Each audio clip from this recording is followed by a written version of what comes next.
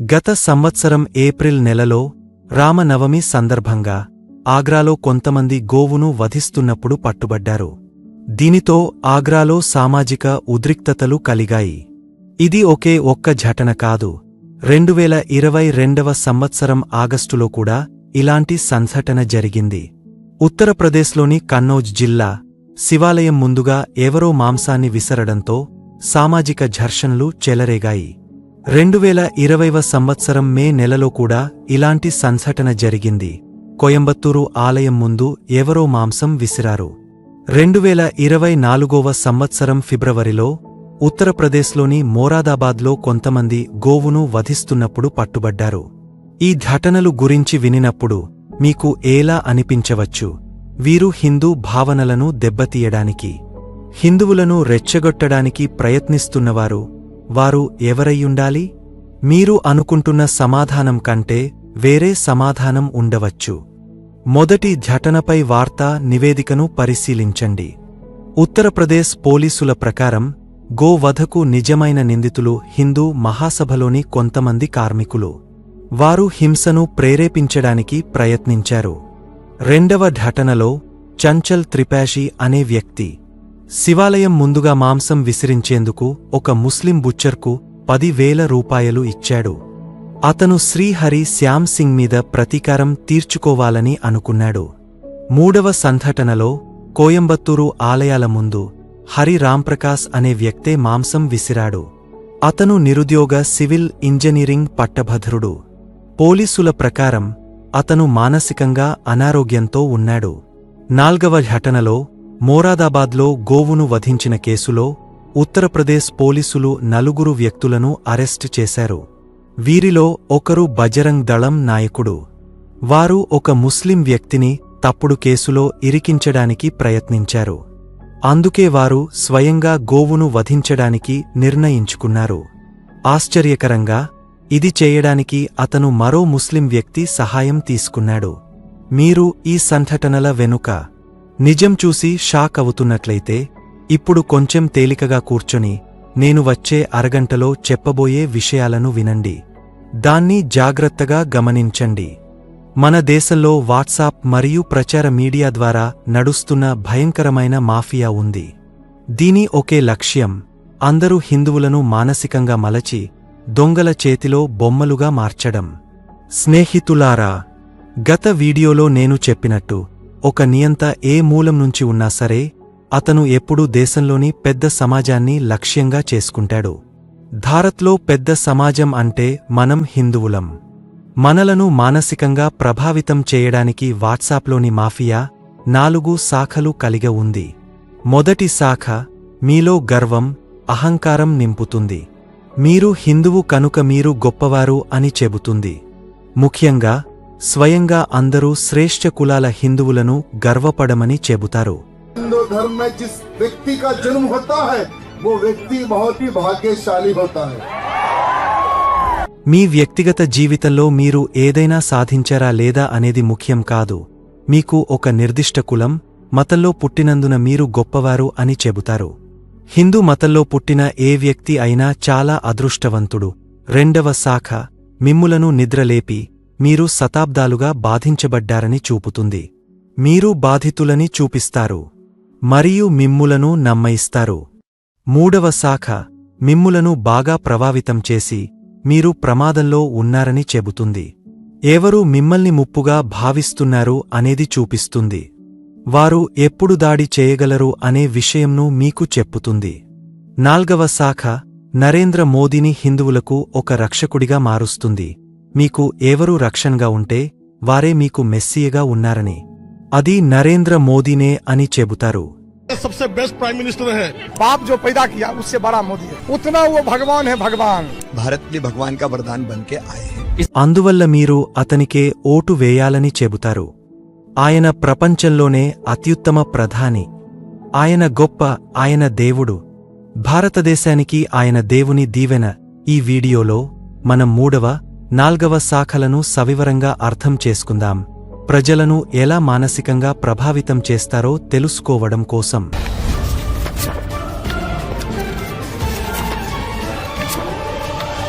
చారిత్రకంగా చెప్పాలంటే అనేక దేశాల్లో నియంతలు ఉన్నారు. అది పాకిస్తాన్, జర్మనీ, చిలీ లేదా రువాండా అయినా. కాని అన్ని నియంతలు ఎల్లప్పుడూ పెద్ద సమాజాన్ని లక్ష్యంగా చేసుకుంటారు. పాకిస్తాన్లో సున్నీ ముస్లింలు పెద్ద సమాజం. కాబట్టి వారిని మానసికంగా ప్రభావితం చేయడానికి దేశంలోని ఇతర మైనారిటీల నుంచి ముప్పు వస్తోందని తప్పుడు వార్తలు ప్రచారం చేశారు. హిందూ, క్రిస్టియన్, సిక్కు, షియా ముస్లింలు, అహ్మదియా ముస్లింలు లేదా సూఫీ ముస్లింలు వీరు ముప్పుగా నిలుస్తున్నారని 2012వ సంవత్సరంలో బీబీసీ పాకిస్తానీ పాఠ్యపుస్తకాల్లో పిల్లల మనస్సులను విషపూరితం చేసే విద్వేషకరమైన ప్రకటనలతో కూడిన వీడియో రిపోర్ట్ను అప్లోడ్ చేసింది. ఆ పుస్తకాలు హిందువులు మరియు సిక్కులు లక్షలాది మంది మహిళలు మరియు పిల్లలను ఎలా చంపారనే కథలను చెబుతున్నాయి. నాకు పాకిస్తాన్ నుండి వచ్చిన పుస్తకముంది. ఇది 11వ మరియు 12వ తరగతుల కోసం. 33వ పేజీలో శత్రువులు అంటే హిందువులు మరియు సిక్కులు వయోవృద్ధులు, పిల్లలు మరియు యువతలను క్రూరంగా చంపి వారి గౌరవాన్ని దోచుకున్నారు అని రాసి ఉంది. అంతేకాకుండా యూదులు కూడా ఇస్లాం శత్రువులు అని పిలవబడుతున్నారు. 2016వ సంవత్సరం నుండి ఈ రిపోర్ట్ చూడండి, లేదా 2021వ సంవత్సరం నుండి ఈ రిపోర్ట్ చూడండి. ఇది పాకిస్తాన్లో అహ్మదియా ముస్లింలపై ద్వేష ప్రసంగాలు ఎలా ఉన్నాయో చూపిస్తుంది. ఈ అన్ని ద్వేషాల ఫలితంగా పాకిస్తాన్ ఈరోజు భయంకర పరిస్థితిలో ఉంది. గత ఏడాది వరల్డ్ బ్యాంక్ రిపోర్ట్ చూడండి. 40% మంది పాకిస్తానీలు పేదరిక రేఖకు దిగువన ఉన్నారు. నిరుద్యోగం ఒక పెద్ద సమస్యగా ఉంది మరియు కొద్ది రోజుల క్రితం IMF ఈ విధంగా చెప్పింది. పాకిస్తాన్ ఈ ఆర్థిక సంవత్సరంలో సుమారు 25% ద్రవ్యోల్బణ రేటును చూస్తుందని IMF చెప్పింది. ఈ అన్ని ద్వేషంలో చిక్కుకున్న సున్నీ ముస్లింల సమూహం పాకిస్తానీ సమాజం వారు ఏమి పొందారు? చట్టాలు మరియు శాంతి భద్రత లేని, జీవించటానికి సరిపడని దేశం. మెజారిటీ సమాజంలో భయం కలిగించడానికి వార్తలను వక్రీకరించాల్సి ఉంటుంది. 100 సంవత్సరాల క్రితం అమెరికాలో దీని మంచి ఉదాహరణను చూడవచ్చు. అది 1919వ సంవత్సరం. వాషింగ్టన్లో 22 సంవత్సరం వయస్సు గల నల్లజాతి నేరస్థుడు కొందరిపై దాడి చేసి వారిని దోచుకున్నాడు. దాడి జరిగిన వ్యక్తుల్లో ఒకరు నల్లజాతి స్కూల్ టీచర్. ఈ ఘటనలో ఆసక్తికరమైన విషయం ఏమిటంటే ఆ సమయంలో వాషింగ్టన్లోని అన్ని పత్రికలు ఈ వార్తను పూర్తిగా కవర్ చేయలేకపోయాయి లేదా పూర్తిగా అణగదొక్కాయి. కాని 5 రోజుల తర్వాత అదే నేరస్థుడు అదే నగరంలో ఒక తెల్ల జాతీయ మహిళపై దాడి చేశాడు. ఇది అన్ని పత్రికలలో మొదటి పేజీ వార్తగా మారింది. ఈ కారణంగా వాషింగ్టన్లో నల్లజాతీయులు మరియు తెల్ల జాతీయుల మధ్య ఎన్నో వారాలపాటు అల్లర్లు జరిగాయి. 39 మంది చనిపోయారు మరియు 150 మంది కన్నా ఎక్కువ మంది గాయపడ్డారు. ఈ కేసులో నిజమైన నేరస్థుడు 1 సంవత్సరం తర్వాత మరో దొంగతనం చేసినప్పుడు అరెస్టయ్యాడు. అప్పటికప్పుడు వాషింగ్టన్ పోస్ట్ పత్రిక కూడా ఉండేది. 100 సంవత్సరాల తర్వాత 2019వ సంవత్సరంలో ఈ సంఘటన కోసం క్షమాపణలు చెప్పింది. వారు వారి జాత్యహంకారాన్ని తాము పశ్చాత్తాప పడుతున్నామని ఆర్టికల్ ప్రచురించారు. ఈ రోజు స్నేహితులారా, ఇలాంటి కథలు మన దేశంలో పునరావృతం అవుతున్నాయి. కొన్ని నెలల క్రితం మీరు శ్రద్ధా వాకర్ అనే హిందూ మహిళ వార్తలు విన్నారు కావచ్చు. ఆమెను దారుణంగా ఆమె ముస్లిం ప్రియుడు ఆఫ్తాబ్ అమీన్ పూనావాలా చంపాడు. షాకింగ్గా ఆమె శవాన్ని కోసి ఫ్రిడ్జ్లో ఉంచాడు. ఈ ఒక్క సంఘటనను మన ప్రోప్రభుత్వ మీడియా అన్ని ముస్లింలపై ద్వేషాన్ని వ్యాపింపజేయటానికి ఉపయోగించింది. ఈ కారణంగా national broadcasting and digital standards authority Mukesh Ambani యొక్క ఛానల్ న్యూస్ 18పై 50,000 రూపాయల జరిమానా విధించింది. ఆమిష్ దేవగన్ మరియు అమన్ చోప్రా యాంకర్ చేసిన 4 షోల్లో ఈ ద్వేషం వ్యాపింపజేశారు. ఈ సంఘటనపై టైమ్స్ నౌ, నవ్భారత్కు కూడా ₹1,00,000 జరిమానా విధించారు. ఈ సంఘటనను సామాజిక మాధ్యమాల్లో కూడా ద్వేషాన్ని వ్యాపింపజేయడానికి ఉపయోగించారు. ఒక ఇన్ఫ్లుయెన్సర్ బాలీవుడ్ నటి సోనాక్షి సిన్హా మరియు ఆమె ముస్లిం స్నేహితుడితో ఉన్న ఫోటోను అప్లోడ్ చేశాడు. శ్రద్ధకు ఏమి జరిగిందో చూసిన తర్వాత శత్రుఘ్న సిన్హా పనిగానిపి డోరీ జాబితా నుండి ఫ్రిడ్జ్ను తొలగించారు. సుదర్శన్ న్యూస్, మా అబ్దుల్ ఇలాంటివాడు కాదు, ఇది నిజం అనే హెడ్లైన్తో ఒక ప్రోగ్రాంని నడిపింది. మరో కుడిపక్ష ఇన్ఫ్లుయెన్సర్ ట్విట్టర్లో మీ అబ్దుల్ కూడా అలాంటివాడే అని పోస్ట్ చేశాడు. జీ న్యూస్ ట్వీట్ చేసి ఒక ప్రోగ్రాంను నడిపింది. మీ అబ్దుల్ ఇలాంటివాడు కాదు అని చెప్పే వారికి ఇది గొప్ప ఉదాహరణ. మరియు వాట్సాప్ మాఫియా అబ్దుల్ అనే పేరును ఉపయోగించి అనేక ద్వేషపూరిత సందేశాలను వ్యాప్తి చేసింది. ఈ అన్ని పోస్టులు మరియు సందేశాలు కేవలం ఒకే విషయం నిరూపించాలనుకుంటున్నాయి: ప్రతి ముస్లిం వ్యక్తి ఒక మంచి హంతకుడు అవుతాడు. ఇక్కడ అబ్దుల్ అనే పేరును అన్ని ముస్లింలకు సూచిస్తూ ఉపయోగించారు. కొద్ది రోజుల క్రితం కర్ణాటకలో ఇలాగే జరిగింది. అక్కడ ఒక ముస్లిం వ్యక్తి ఫయాజ్ నేహా అనే హిందూ అమ్మాయిని చంపాడు. మళ్ళీ ఈ కుడివైపు ఇన్ఫ్లుయెన్సర్లు మరియు వాట్సాప్ మాఫియాను నడిపేవారు చురుకుగా మారి అన్ని ముస్లింలపై ద్వేషాన్ని వ్యాపింపచేయడం ప్రారంభించారు.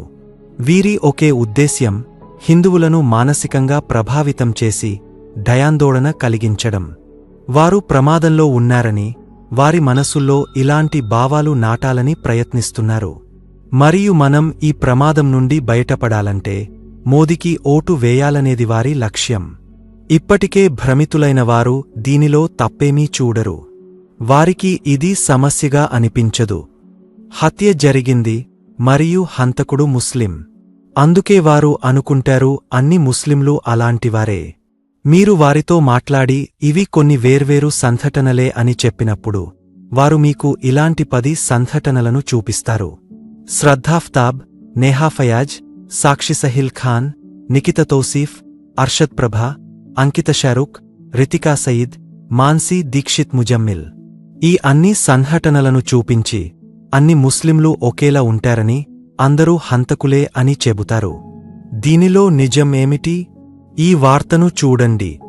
శ్రద్ధా వాకర్ కేసు 2 వారాల తర్వాత పాండవ్ నగర్లో మరో సంఘటన నమోదైంది.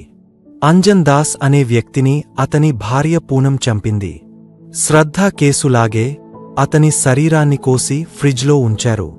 ఇదే కాదు, 3 నెలల తర్వాత జరిగిన ఈ వార్తను చూడండి. నజఫ్గయి సమీపంలోని మిత్రావన్ గ్రామంలో సహిల్ గెఫ్లాట్ తన లైవిన్ భాగస్వామి నిక్కీ యాదవ్ను చంపాడు. అతని శరీరాన్ని ఫ్రిడ్జ్లో అతని రెస్టారెంట్ వద్ద ఉంచాడు. అదే రోజున అతను మరో మహిళతో వివాహం చేసుకున్నాడు. ఈ 2 కేసుల వివరాలు శ్రద్ధాఫ్తాబ్ కేసుకు ఖచ్చితంగా సమానం. ఒక్క తేడా ఉంది. ఈ కేసుల్లో హిందూ ముస్లిం కోణం లేదు, శ్రద్ధా కేసులో ఉన్నట్లుగా. అందుకే మీరు ఈ సంఘటనల గురించి ఎక్కడా వినిపించకపోవచ్చు. మీడియా కూడా ఈ వార్తను ప్రసారం చేయకపోవచ్చు. ఈ రిపోర్ట్ను చూడండి. బిహార్ రాష్ట్రం వైశాలి జిల్లాలో అమన్ కుమార్ సింగ్ 17 సంవత్సరాల సోనం పర్వీన్ అనే అమ్మాయిని చంపాడు.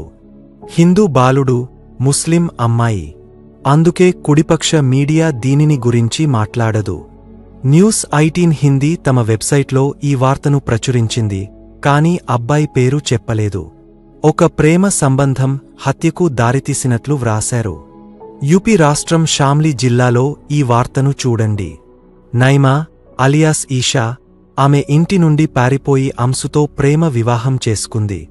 అంశు ఈషాపై ఒక కత్తి ఆకారపు ఆయుధంతో దాడిచేసి ఆమెను చంపి ఆమె శరీరాన్ని బావిలో పడేశాడు.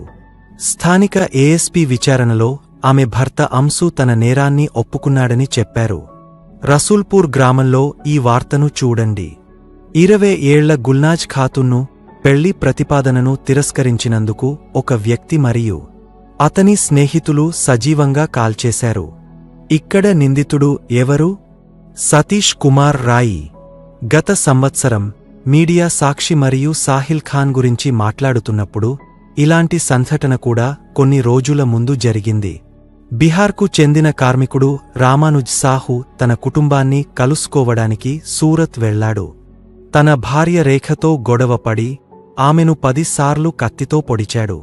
తన 19 ఏళ్ల కుమార్తె తల్లిని రక్షించడానికి ప్రయత్నించినప్పుడు అతను ఆమెను కూడా చంపాడు.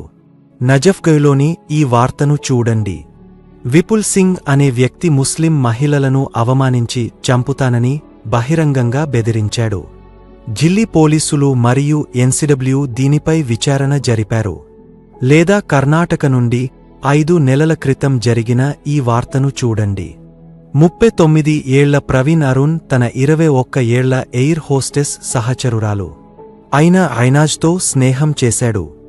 ఐనాజ్ అతనితో మాట్లాడటం ఆపినప్పుడు అతను ఆమె ఇంటికి వెళ్లి ఆమెను చంపాడు. తర్వాత ఆమె తల్లిని, పెద్ద అక్కను, 14 ఏళ్ల తమ్ముడిని కూడా చంపాడు. మళ్ళీ హిందూ వ్యక్తి మరియు ముస్లిం అమ్మాయి కాబట్టి పక్షపాత మీడియా దీనిని గురించి మాట్లాడదు. మీరు కూడా వాట్సాప్లో దీనిని గురించి చదవరు. 20 రోజుల క్రితం జరిగిన ఈ వార్తను చూడండి. 26 ఏళ్ల రుక్సార్ అలియాస్ రియా తన లైవిన్ భాగస్వామి చేతిలో హత్యకు గురై ఆమె శరీరం కప్పులో దాచబడింది. నిందితుడు విపుల్ టైలర్ అనే వ్యక్తి. ఈ వార్త దైనిక్ జాగ్రన్లో ప్రచురించినప్పుడు ఆ ఆర్టికల్లో అమ్మాయి పేరు ఎక్కడా ప్రస్తావించలేదు. ఇప్పుడు ఈ వార్తను చూడండి. బెంగళూరులో నివసించే ప్రదీప్, రుక్సానా అనే మహిళతో సంబంధాన్ని కలిగి ఉన్నాడు. వీరిద్దరికీ ఒక బిడ్డ కూడా ఉంది. రుక్సానా అతనిని పెళ్లి చేసుకోవాలని కోరుకుంది. కాని అతను ఇందుకు అంగీకరించలేదు. అందుకే అతను రుక్సానాను చంపాడు. ఇది కర్ణాటక నుండి ఇటీవల వచ్చిన వార్త. నా వద్ద ఈ ద్వేష ప్రచారకులపై కేవలం ఒక్క ప్రశ్న ఉంది. ఇక్కడ నేను చివరి 1 లేదా 2 సంవత్సరాలలో హంతకుడు హిందువు అయిన ఎన్నో కేసులను ప్రస్తావించాను. మరి ఇక్కడ ప్రతి హిందూ వ్యక్తి ఒక భవిష్యత్తు హంతకుడు అని చెప్పవచ్చా? ఖచ్చితంగా కాదు. దేశంలో 500 నుండి 600 మిలియన్ల హిందూ పురుషులు నివసిస్తున్నారు. ఈ 20 నుండి 30 కేసుల ఆధారంగా అన్ని హిందూ పురుషులు ఇలాంటివారేనని సాధారణీకరించడం సాధ్యం కాదు. అదే విధంగా ముస్లింలను కూడా సాధారణీకరించడం సాధ్యం కాదు. దేశంలో లక్షలాది ముస్లిం పురుషులు ఉన్నారు, కాని వారందరూ హంతకులే అని అనుకోవడం మూర్ఖత్వం. ఇది మీ ద్వేషపూరిత మనస్తత్వాన్ని చూపిస్తుంది. మీరు ఇలా భావిస్తే అది నిజంగా విచారకరం. నేను చెప్పడం ఇష్టం లేకపోయినా మీరు మానసికంగా ప్రభావితులయ్యారని చెప్పక తప్పదు. NCRB report crime in India 2022 సంవత్సరం ప్రకారం 2022 సంవత్సరంలో 4,50,000 మంది మహిళలపై నేరాలు నమోదయ్యాయి. ఈ 4,50,000 నేరాలలో 28,522 కేసులు హత్యకు సంబంధించినవి. ఇందులో 8,125 మంది మహిళలు హత్యకు గురయ్యారు. ఒకే ఏడాదిలో 8,000కి పైగా హత్య కేసులు నమోదైతే కొంతమంది ముస్లిం వ్యక్తులు, కొంతమంది హిందూ వ్యక్తులు ఈ హత్యలు చేస్తారని స్పష్టంగా కనిపిస్తుంది. ఇక్కడ అన్ని రకాల సూత్రీకరణలు మరియు కలయికలు కనిపిస్తాయి. హిందూ పురుషుడు హిందూ మహిళ, ముస్లిం పురుషుడు ముస్లిం మహిళ, హిందూ పురుషుడు ముస్లిం మహిళ లేదా ముస్లిం పురుషుడు హిందూ మహిళ. హిందువులు మరియు ముస్లింలకు మాత్రమే కాకుండా అన్ని మతాల కాంబినేషన్లను చూడవచ్చు. ఎందుకంటే 8,000 అనేది చాలా పెద్ద సంఖ్య. మానసికంగా ప్రభావితులైన వారు, హంతకుడు ముస్లిం వ్యక్తి, బాధితురాలు హిందూ మహిళ అయితేనే మాట్లాడతారు. కాని హిందూ పురుషుడు హిందూ మహిళను చంపినప్పుడు లేదా ముస్లిం మహిళను హిందూ పురుషుడు చంపినప్పుడు వీరు మౌనంగా ఉంటారు. మానవత్వం ఉన్న ఏ సాధారణ వ్యక్తి అయినా మహిళలు హింసకు గురవుతున్నప్పుడు ప్రతి కేసు మీద మాట్లాడతాడు. ఏ బాధ్యత గల వ్యక్తైనా ప్రభుత్వంను ప్రశ్నిస్తాడు. మహిళలపై నేరాలు ఎందుకు అడ్డుకోబడటం లేదు? నిజంగా దీనికి ఒక పరిష్కారం కనుక్కోవాలి. పోలీసు శాఖ హిందూ మహిళలకు మాత్రమే రక్షణ కల్పించడం సాధ్యం కాదు. అది ముస్లిం మహిళలకు కూడా రక్షణ కల్పించాలి. వారు ఒక ప్రదేశాన్ని రక్షిత ప్రాంతంగా మార్చాలంటే అది అన్ని మహిళలకు సురక్షితంగా ఉండాలి. ఎంచుకున్న కొన్ని సంఘటనల పట్ల కోపం చూపించడం వీరి ప్రధాన ఆయుధం. నేను నేడు న్యాయాన్ని డిమాండ్ చేస్తే నేహా కోసం కూడా, రుక్సానా కోసం కూడా న్యాయం కావాలి. హింసకు గురైన అన్ని హిందూ మరియు ముస్లిం మహిళలకు న్యాయం కావాలని కోరుకుంటున్నాను. పోలీసులు ఇక్కడ త్వరగా విచారణ జరపాలి. దేశంలో పోలీసు సిబ్బంది తక్కువగా ఉంటే రాష్ట్ర ప్రభుత్వాలు మరిన్ని పోలీసులను నియమించాలి. కోర్టులు ఆలస్యం చేస్తే వేగవంతమైన విచారణలు జరగాలి. విచారణ తేదీలతో ఆటలాడటం ఆపాలి. హంతకుడు హిందువైనా, ముస్లింవాడైనా అతనికి కఠినమైన శిక్ష విధించాలి. వారి నాయకుడుగాని కార్యకర్తగాని ఇదే మాటను చెప్పలేరు. వారికి అంత ధైర్యం ఉండదు. ఎందుకంటే వారు ఇదే మాట మాట్లాడితే వారి మొత్తం వ్యవస్థ కూలిపోతుంది. ఇది హిందువులను మానసికంగా ప్రభావితం చేసే ఏకైక మార్గం. దీని లేకుండా వారి వ్యాపారం నడవదు. ఇతర మతానికి చెందిన మహిళకు న్యాయం చేయమని వారు అడగడం చాలా దూరం. హిందూ మహిళను హిందూ పురుషుడు హతమార్చినప్పుడు లేదా నిందితుడికి బీజేపీతో సంబంధం ఉన్నప్పుడు వీరి నోళ్లు పూర్తిగా మూసుకుపోతాయి. 2019వ సంవత్సరం డిసెంబర్లో బీజేపీ మాజీ ఎమ్మెల్యే కుల్దీప్ సింగ్ కిడ్నాప్ మరియు లైంగిక వేధింపుల కేసులో దోషిగా తేలినప్పుడు ఏం జరిగిందో చూడండి. ఈ కేసులో అనేక సాక్షులు మరణించారు. మరి వీరి కార్యకర్తలు ఏం చేశారు? అతనికి మద్దతుగా ర్యాలీ నిర్వహించారు. विधायक जी सरासर निर्दोष हैं, उनको फंसाया जा रहा। మా ఎమ్మెల్యే నిర్దోషి, అతన్ని కుట్రలో ఇరికించారు అని అన్నారు. కొన్ని నెలల క్రితం ఐఐటిబిహెచ్యులో కునాల్ పాండే, సాక్షం పటేల్, అభిషేక్ చౌహాన్ అనే ముగ్గురు నిందితులు ఉన్న కేసు ఒకటి వెలుగులోకి వచ్చింది. వీరు బీజేపీ ఐటీ సెల్ వారణాసి యూనిట్లో భాగం. వీరు జేపీ నడ్డా, అనురాగ్ ఠాకూర్, యూపీ ముఖ్యమంత్రి ఆదిత్యనాథ్తో కలిసి ఫోటోలు దిగారు. మీరు భావిస్తారా వారు ఆ హిందూ మహిళ గురించి ఆందోళన వ్యక్తం చేశారనుకుని? అసలు కాదు. ఎందుకంటే ఈ కేసులో తమ వారే లైంగిక దాడి నిందితులుగా ఉన్నారు. ఉత్తరాఖండ్లో జరిగిన 19 ఏళ్ల అంకితా భండారి కేసును చూడండి. ఆమె ఒక రిసార్టులో పనిచేస్తుండగా ఆ రిసార్ట్ యజమాని బీజేపీ మాజీ నాయకుడు వినోద్ ఆర్య కుమారుడు పుల్కిత్ ఆర్య అతడిపై అంకితను వేధించి హత్య చేసినట్లు ఆరోపణలు వచ్చాయి. ఆ అమ్మాయి తండ్రి ఎఫ్ఐఆర్ నమోదు చేయడానికి ఒక పోలీస్ స్టేషన్ నుండి మరో పోలీస్ స్టేషన్కు తిరగాల్సి వచ్చింది. జాగో ఉత్తరాఖండ్ అనే స్థానిక న్యూస్ పోర్టల్ ఈ హత్యను హైలైట్ చేసినప్పుడు మాత్రమే కొన్ని చర్యలు తీసుకున్నారు. కానీ తరువాత ఏం జరిగిందో మీకు తెలుసా? ఆ న్యూస్ పోర్టల్ జర్నలిస్ట్ అసుతోష్ నేగిని పోలీసులు అనుమానాస్పద వ్యక్తి అని ఆరోపణతో అరెస్ట్ చేశారు. అంకిత కూడా హిందువే. కాని మీరు ఈ విషయం గురించి వాట్సాప్లో ఎప్పుడైనా చదివారా? మీరు చదవలేరు. ఎందుకంటే వారు ఒక మాఫియాను నడుపుతున్నారు. శ్రద్ధా వాకర్ కేసులో ముస్లిం సంస్థ జమాత్-ఇస్లామీ హింద్ ఆ హత్యను ఖండించింది. హంతకుడికి కఠినమైన శిక్ష విధించాలని డిమాండ్ చేసింది. నేహా ఫయాజ్ కేసులో ముస్లిం సంఘం అంజుమన్ ఇస్లాం సభ్యులు కర్ణాటక ముఖ్యమంత్రికి లేఖ రాశారు. నిందితుడు ఫయాజ్కు తీవ్రమైన శిక్ష విధించాలని కోరారు. కాని మీరు ప్రతి సాయంత్రం పొందే వాట్సాప్ మెసేజ్లు ఈ విషయాల గురించి చెప్పవు. ఎందుకంటే వారి ఉద్దేశం మీకు వాస్తవాలు చెప్పడమే కాదు, మిమ్మల్ని మానసికంగా ప్రభావితం చేయడం. వారు మీ గుండెల్లో ముస్లింలపై భయం నింపాలనుకుంటున్నారు. ఈ భయంతో మీరు మోదీకి ఓటు వేయాలని చూస్తున్నారు. మనం బాధతో చెప్పాల్సిన విషయం ఏంటంటే మన దేశ ప్రధాని మిగతా అన్ని వ్యూహాలను వదిలేశారు. మీ సొమ్మును ఎవరికిస్తారు? ఎక్కువ పిల్లలున్నవారికి, చొరబాటుదారులకు. మొదట కాంగ్రెస్ మేనిఫెస్టోలో హిందూ లేదా ముస్లిం అనే పదాలు ఎక్కడా లేవు. సంపద పంపిణీ అనే పదం కూడా ఎక్కడా కనిపించదు. మీరు నమ్మకపోతే మీరు కాంగ్రెస్ వెబ్సైట్కి వెళ్లి మేనిఫెస్టోని చూసుకోవచ్చు. ఇది కాకుండా కాంగ్రెస్ మేనిఫెస్టోలో విద్య, ఆరోగ్యం, ఉపాధి గురించి చర్చించబడింది. 22 కోట్ల మందిని పేదరికం నుండి బయటకు తీయాలని వారు ప్రతిపాదించారు. మిలియన్ల ఉద్యోగాలను అందిస్తామని అన్నారు. రాహుల్ గాంధీ తన ప్రసంగంలో ఇదే విషయాన్ని చెప్పారు. నరేంద్ర మోదీ అదానీలకు ఇచ్చిన డబ్బును కాంగ్రెస్ పేదలకు, కార్మికులకు, రైతులకు, యువతకు ఇస్తుందని తెలిపారు. అడానీలకు ఇచ్చిన డబ్బును పేదలకు, దళితులకు, గిరిజనులకు ఇవ్వాలి అని ఆయన అన్నారు. ముస్లింలు ఎప్పుడూ ఎక్కువ పిల్లలు కలిగినవారే అని.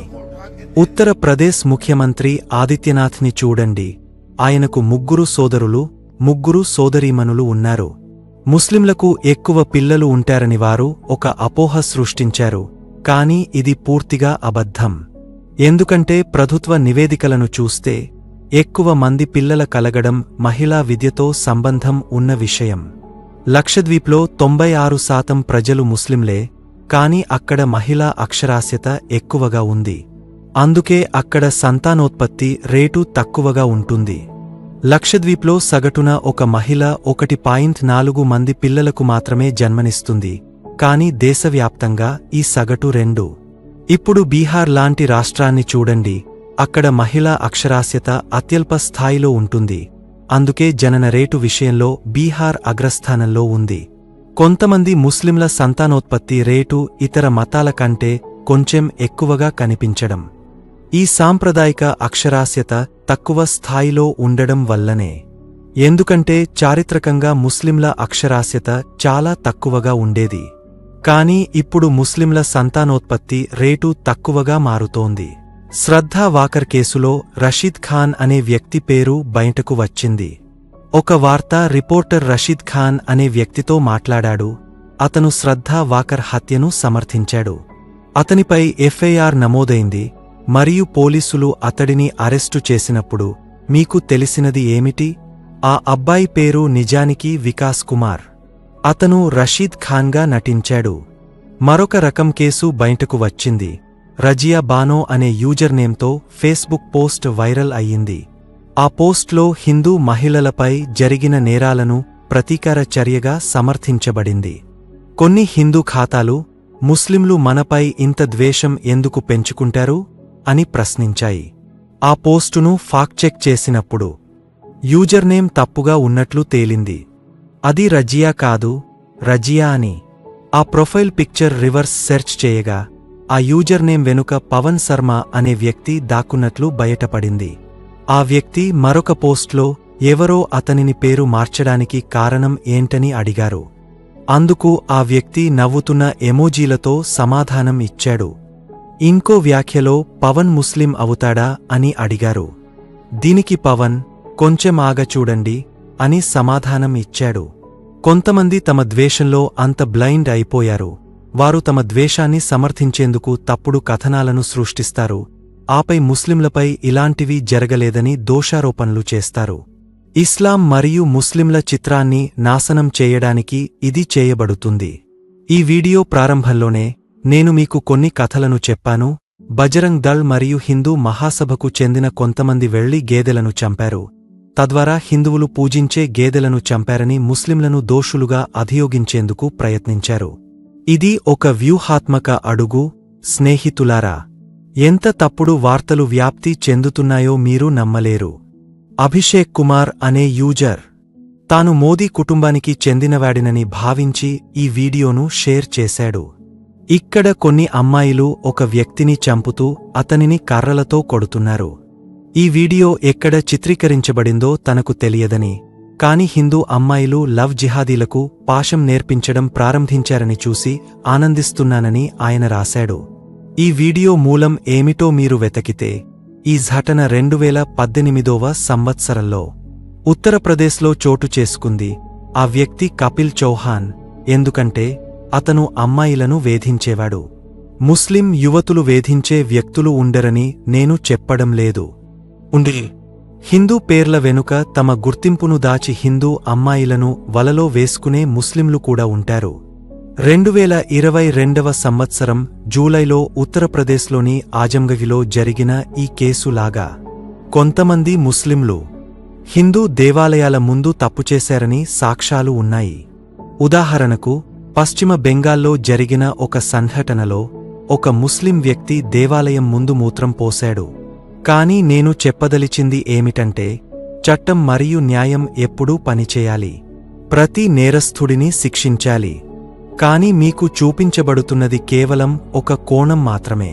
ఉదాహరణకు కాంగ్రెస్ను తీసుకోండి. కాంగ్రెస్ నాయకుడు రషీద్ అల్వి రామ్ భక్తులను రాక్షసులు అని పిలిచారని మీరు వినారా? కేవలం వాట్సాప్లోనే కాదు, అనేక ప్రతిపక్ష మీడియా సంస్థలు ఈ వార్తను పికప్ చేశాయి. After Salman Khurshid, another Congress leader sparks a row. Congress Neta Alvi compares those chanting Ram Bhakts to demon. Rashid Alvi साहब ने बोला कि ये जो जय श्री राम बोलते हैं ये सब राक्षस है. సల్మాన్ ఖుర్షీద్ తర్వాత మరో కాంగ్రెస్ నాయకుడు వివాదానికి కారణమయ్యాడు. కాంగ్రెస్ నేత అల్వి రామ్ భక్తులను రాక్షసులతో పోల్చాడు. రషీద్ అల్వి అన్నాడు, జై శ్రీరామ్ అని నినదిస్తున్నవారు రాక్షసులే. కానీ ఇది పూర్తిగా తప్పుడు వార్త. వాస్తవం ఏమిటంటే రషీద్ అల్వీ రామాయణం గురించి మాట్లాడాడు. లక్ష్మణుడు మేఘనాథుతో యుద్ధం చేసిన తర్వాత అపస్మారకంగా పడిపోతాడు. హనుమాన్ ఆయుర్వేద మూలికలను తీసుకువస్తాడు. ఆ సమయంలో రావణుడు కొన్ని రాక్షసులను మునుల వేషంలో పంపుతాడు. ఆ రాక్షసులు జై శ్రీరామ్ అని నినదిస్తారు. అల్వీ దీని గురించి మాట్లాడాడు. ఈ జై శ్రీరామ్ అని నినదిస్తున్నవారు వాస్తవానికి మునులు కాదు, వారు రాక్షసులుగా వేషం కట్టిన రాక్షసులు.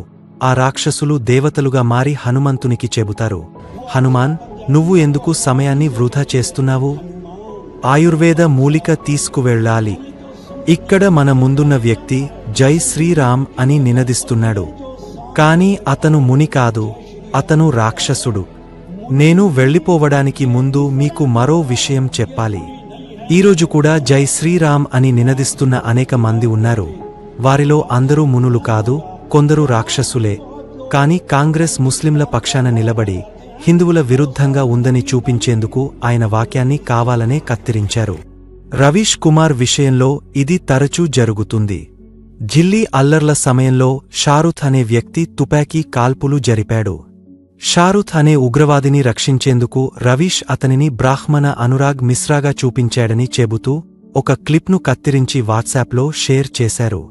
అసలు ఎడిట్ చేయని వీడియోలో రవీష్ కుమార్ అతని గుర్తింపుపై మరోసారి పోలీసుల ప్రకటన అవసరమని చెబుతున్నారు. అతను షారుఖ్ అని పోలీసులు స్పష్టంగా చెప్పారు. కానీ సోషల్ మీడియాలో చూస్తే కొందరు అతనిని అనురాగ్ మిశ్రా అని అంటున్నారు. అతని గుర్తింపుపై పోలీసుల ప్రకటన మరోసారి అవసరం. దీని తరువాత ఎన్డీటీవీ రిపోర్టర్ పోలీసులతో మాట్లాడి ఆ వ్యక్తి పేరు షారుఖ్ అని ధృవీకరిస్తాడు. అతని పేరుపై ఎటువంటి క్లారిఫికేషన్ ఉందా? అతని పేరు షారుఖ్. మరో అబద్ధం ఏమిటంటే రవీష్ కుమార్ కాశ్మీరీ పండిట్ల గురించి ఎప్పుడూ మాట్లాడడని చెబుతారు. కానీ రవీష్ కాశ్మీరీ పండిట్లపై 12 ఏళ్ల క్రితం నుంచి 3 నెలల కిందటి వరకు అనేక ఎపిసోడ్లు చేశాడు. కానీ దానికి ఎలాంటి మార్పు వస్తుంది? వాట్సాప్లో ఇతరులను బ్రెయిన్ వాష్ చేయడానికి ఆ వ్యక్తులు ఏదైనా చెబుతారు. మరో అభియోగం ఏమిటంటే ఆయన ఎప్పుడూ కాంగ్రెస్పై మాట్లాడడని. కానీ 2014కి ముందు ఆయన క్లిప్ను వెతకండి. మీరు మన్మోహన్ సింగ్ ప్రభుత్వాన్ని విమర్శిస్తున్న అనేక నివేదికలు కనుగొంటారు. గత ఆగస్టులో కోల్గేట్ స్కామ్ వల్ల ఆగపోయినప్పుడు వారు దీనిపై కాస్త మాట్లాడారు. మన్మోహన్ సింగ్ 7 నెలల తర్వాత ఈ ప్రశ్నకు సమాధానం ఇచ్చారా? లేదా ఆయన తన గౌరవాన్ని కాపాడుకోవడానికి మౌనం వీడారా? ఊరిలో వేలాది అస్బెస్టాస్ పైకప్పు గదులు నిర్మించారు. మరియు కార్మికులను బోర్లలో బంగాళదుంపల్లా కుక్కారు. ఇలాంటివి నామీద కూడా అబద్ధాలు ప్రచారం చేస్తారు. ఎందుకంటే ఇక్కడ ఆడుతున్న మొత్తం గేమ్ హిందువులలో భయాన్ని కలిగించడం. మరియు ఎవరైనా వారిపై విమర్శలు చేస్తే ఆ వ్యక్తి హిందువు అయినప్పటికీ అతను హిందువు కాదని చెబుతారు. వారు తమ అనుచరులు, తమకు బ్రెయిన్ వాష్ అయిన వ్యక్తులకు తమపై గొంతెత్తే ఎవరైనా హిందువులు కాదని, వారు కేవలం ముస్లింలే అని చూపించాలని ప్రయత్నిస్తున్నారు. వారు ప్రచారం చేస్తున్న అబద్ధాలను 2 సార్లు కూడా చెక్ చేసుకోరు. తద్వారా వారి ఆలోచించే మరియు అర్థం చేసుకునే సామర్థ్యాన్ని నిలిపివేస్తుంది. అందుకే ప్రజలకు ఈ విషయం గురించి అవగాహన పెంచడం ముఖ్యం. ప్రత్యేకంగా హిందూ జనాభాలో అవగాహన కలిగించాలి. ఎందుకంటే ఇక్కడ అత్యధికంగా మోసపోతున్న వారు మనం, హిందువులు. సూరత్ లోక్సభ స్థానం వద్ద ఏమి జరిగింది? కాంగ్రెస్ అభ్యర్థిని అనర్హుడిని చేశారు. మిగతా 8 మంది అభ్యర్థులు ఏదో కారణంతో వెనక్కు తీసుకున్నారు. అంటే బీజేపీ ఈ సీటును ఎన్నికకు ముందు గెలుచుకుంది. సూరత్లో నివసిస్తున్న వేలాది మంది ప్రజలు తమ ప్రజాస్వామ్య హక్కులను కోల్పోయారు అనుకోగలరా? ఇది మాత్రమే కాదు, అరుణాచల్ ప్రదేశ్లో కూడా ఇలాంటి మరిన్ని జరిగాయి. బీజేపీ ఇప్పటికే అక్కడ 10 సీట్లు ఎన్నికకు ముందు గెలుచుకుంది. ఢిల్లీలో ఎన్నికలో ఓడిపోతామనే బాధ్యతతో ఎంసీడీ ఎన్నికను జరగనీయలేదు. ఈ దిశగా మన దేశం ముందుకు సాగితే త్వరలోనే మనం 1 నేషన్ 0 ఎలక్షన్ దశకు చేరుకుంటాం. మీకు ఎన్నికలు అర్థంలేని దేశంలో జీవించాలనుకుంటుందా? మిత్రులారా, ఈ ఎన్నికల్లో మన ప్రజాస్వామ్యాన్ని రక్షించడానికి మన వంతు ప్రయత్నం చేయాలి. జై హింద్.